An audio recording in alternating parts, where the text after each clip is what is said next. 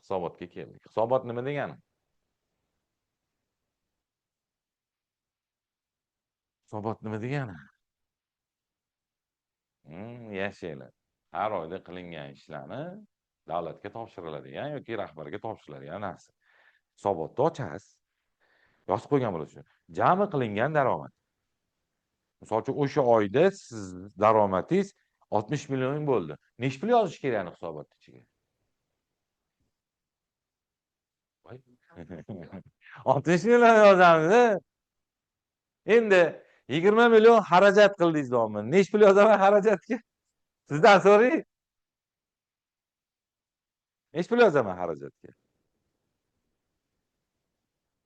Nima endi xijolat bo'lasizlar? Xarajat bo'ldi. Endi yetyapti. O'sha 20 millioningdan nimalarga ishlatgansan yozib ber deyapti. 5 millioni svet, 2 millioni oylik, nima muammo yozishdi. Hisobot shunaqa narsa. Bo'lgan ishni qilasiz. Agar qachon qiyin bo'lardi, ayting hisobot. Yo'q, bo'lmagan ish qilsangiz. Shu bo'lmagan narsalarni yozamiz deb problema chiqadi shundan. Aynan shundanmi? Bu bo'lgan ishni yozish nimasi qiyin? Nimaga imенно hisobot muammo bo'lib qolgan? Alohida kursda bor ekan bilasizlar, hisobot o'rgatadi. Hisobotni oshirish o'rgatar ekan. Umuman olganda bu ham oddiy narsa. Hamma qilgan ishlaringizni yozib olgansiz, daftaringizga olasiz, ko'chirib chiqarsangiz. Qoldi. Savol. Ertalab 20 ming pulingiz bor edi. 5 ming ishlatdingiz. 2 ming yana birovdan oldingiz. Nech pul qoldi? Qoldi faqat plus minusdan chiqadi. O'ta ko'paytirish ham yo'q. Deganiga ketganini ayras barobar. Hamma qoldiq plus minusdan chiqadi. Prosta bizani buxgalterlarimizni buxgalteriyani tilida o'ylash kerak degan tushunchaga ketib. Buxgalteriya tili yo'q. U bilan o'ylab bo'lmaydi. Bir nechta mutaxassislikni qo'shib olgan kasb prosta. Mana keldi, aridingiz qoldi. Aktivka ham shunaqa narsa. Masalan, palonchi sotuvchiga 10 million berdingiz. 7 millionlik narsa oldingiz. Keyin yana 5 million to'ladingiz. Keyin yana 3 millionlik narsa oldingiz. Keyin yana 27 million to'ladingiz. Keyin yana 2 millionlik narsa oldingiz. Keyin yana 50 million to'ladingiz. Yana 10 millionlik narsa oldingiz desam yozmasanglar hozir bittanglar ham shu barobarini chiqara olmaysizlar. Shu yozmaganimizdan barobar chiqmaydi buxgalterlarda. Keyin o'tirishadi, aktivka qilib berani bilan desa, shablon bormi deydi. Ko'p demadim. Qoldiq shuning uchun aynan qoldiqda ishlashni o'rganib olishimiz kerak, u ham plus minus edi. Soliq. Korxonada daromadi 50 million bo'ldi, misol uchun. Bu oyda, misol iyun oyida 50 million daromad qildi. Shundan 4% ni to'lashing kerak desa, qancha soliq to'lashimiz kerak? Yo'q, soliq qancha bo'ladi?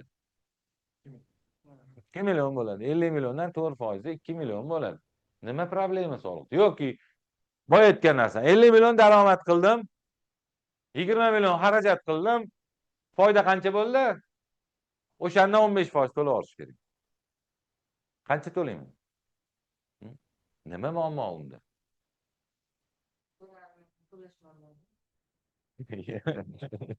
U buxgalter muammosi emas-ku. Endi aytaman sizlarga, shunaqa boshliqlardan uzoqroq turasizlar. Chunki uni sizdan oldingi buxgalteri Ganga daryosiga cho'milishga olib tushgan. 30 million yasab bor bir narsa deydi.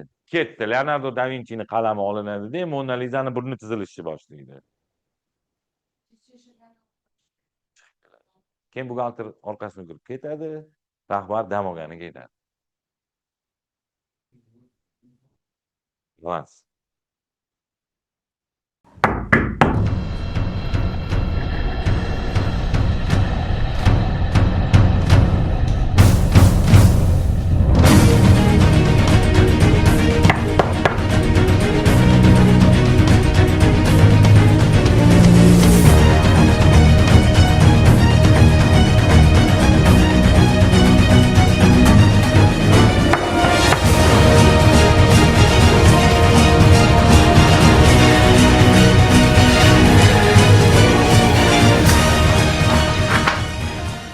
aktivingiz qancha?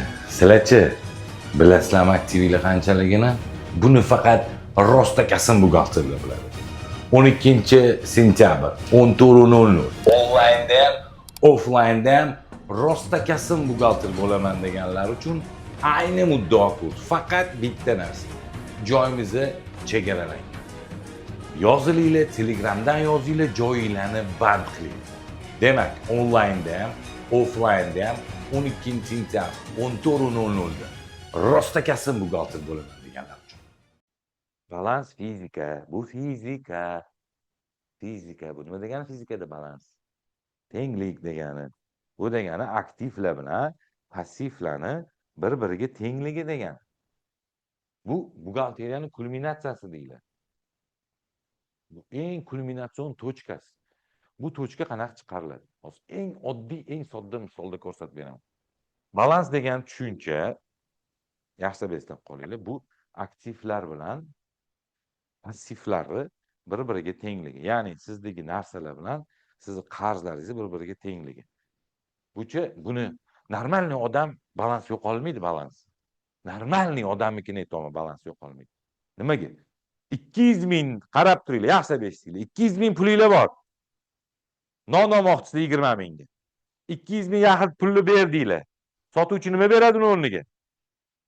Non beradi plus 180 ming qaytim beradi. Ikkalasini qo'shsiz 200 ming, mana qo'lingizda 200 ming, passivingizda 200 ming, qo'lingizdagi narsa 200 ming. Mana shu narsa balans deyiladi o'zi. Ya'ni siz bergan narsangiz bilan olgan narsangiz teng kelishi. Sodda tushuntirib beraman. Aktiv va passiv. Ikkalasi teng bo'lsa, balans bo'ladi degan. Keldi yozursa hamma tushunadimi? Masalan, olim degan boladan 60 ming qarzga oldim. Olimmanda passiv qarzim bor deb olim oldi endi. Nechi pul? 60 ming. Mani qo'limda aktivimda nima paydo bo'ldi? Pul. 60 ming. Balans bormi? Ruchka sotuvchisidan 40 minglik ruchka oldim. Pul bermadim unga. Ruchka sotuvchining oldida qarzim paydo bo'ldi. Nechi pul? 40 ming. Mani qo'limda nima paydo bo'ldi? Ruchka nechi pullik? Yashaylar. 40 ming. Endi choy sotuvchisidan 37 mingga choy oldim. Pul bermadim. Choy sotuvchidan 37 mingga choy oldim. Mani qo'limda nima paydo bo'ladi? Aktivimda choy paydo bo'ladi. 37 minglik choy bo'ladi. Qo'shaman. Nechi pul bo'ladi? Общий aktivim 137 ming bo'ladi, ha? Passivim 137 minglik qarzim bor. Mana bu balans, ushlab turibman, teng kelish. Aytdim boya. Bu qo'limda bor narsalar bilan bu narsalar bir-biriga teng keladi. Endi chalkashtirishni boshlaymiz. 60 ming pulimdan 20 mingni ruchka sotuvchisiga beraman. Qo'limda pul nechi pul qoladi endi? 40 ming qoladi. Ruchka sotuvchining oldida qarzim 20 ming qoladi. Xo'p, endi 10 minglik ruchkani olimga berdim. Shunda 30 ming qoladi mana bunda. Buni oldida 50 ming qarzim qoladi. Endi umuman olganda oldi berdi bo'lib ketdi mana. Qo'shaman 50, 70, 107 ming qarzim bor. Qo'shaman 40, 30, 70 va 37 ming. 107 ming. Agar yozmaganimda yo'qolardi. Mana mashina narsa buxgalteriyada prosta balans deyiladi. Yozsangiz chiqadi u narsa. Yozmasangiz hech narsa chiqara olmaysiz. Hech narsa qila olmaysiz. Kim tushunmadi? Excelda yoki o'zi bo'yicha? Yo'q. Qarang, bitta narsa tushuntirib beraman. Umuman olganda qog'ozda yozsangiz bo'ladi. Qog'ozda yozib yursangiz bo'ladi. Hech narsa qilmaydi u. O'zingiz uchun bilib olsangiz bo'ladi. Endi agar siz aynan standart bo'yicha ishlayman desangiz, shotlarda ifodalab ketsangiz bo'ladi. No, hamma sotuvchini o'zini shoti bor. Hamma sotuvchi bitta shotda o'tiradi. Общий yozasiz. Hozir uni tushuntiraman nimaligini. Endi buni hammasini bitta qilib yozib, masalan uchun siz sotuvchining shotini bilmaganingiz uchun buni 1G deb yozib ketsangiz, hech kim sizni ishdan bo'shatib yubormaydi.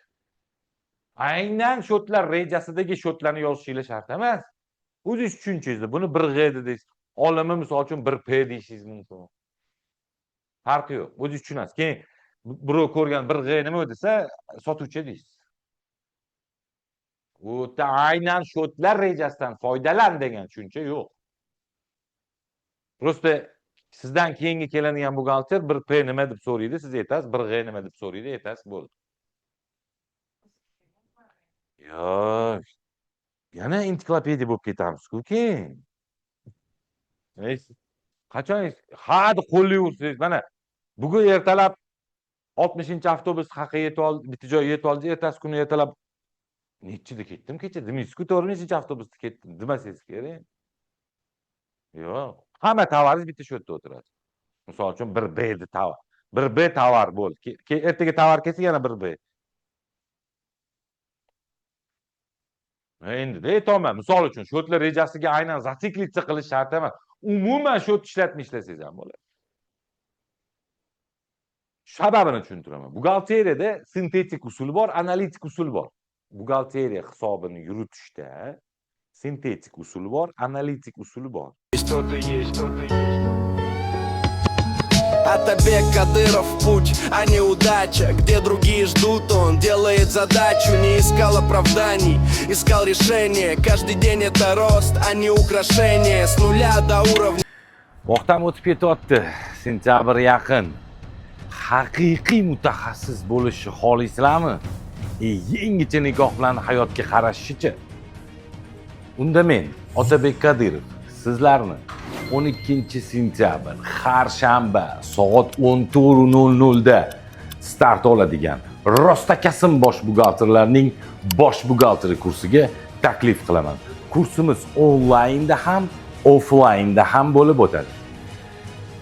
12-sentabr soat 14:00 da start oladigan Rostakasim bosh buxgalter kursimizda ishlab chiqarish, xizmat ko'rsatish, savdo, hattoki import, eksport operatsiyalari, undan tashqari qurilishni Rostakasimini o'rganishingiz mumkin. Bu kurs faqat Rostakasim buxgalter bo'laman deganlar uchun ayni muddao.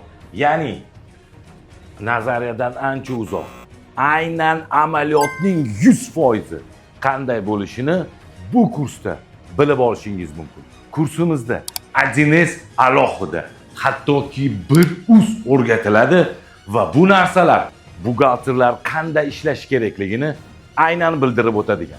Undan tashqari biz barcha kurslarimizni video tasmalarga olgan holatda o'zingizga yuboramiz. Uyda bemalol tomosha qilib darsingizni qilishingiz mumkin bo'ladi. Demak, 12-sentabr soat 14:00 da start oladigan Rostakasim bosh buxgalterlar kursiga marhamat. Joylarimiz soni chegaralangan. Bemalol qo'ng'iroq qilib joyingizni band qiling. Onlaynda ham, offlaynda ham yonma-yon o'tirgandek o'zingizni his qilasiz. 12-sentabr 14:00 da diydor ko'rishguncha Rostakasim buxgalterlar salomat bo'linglar.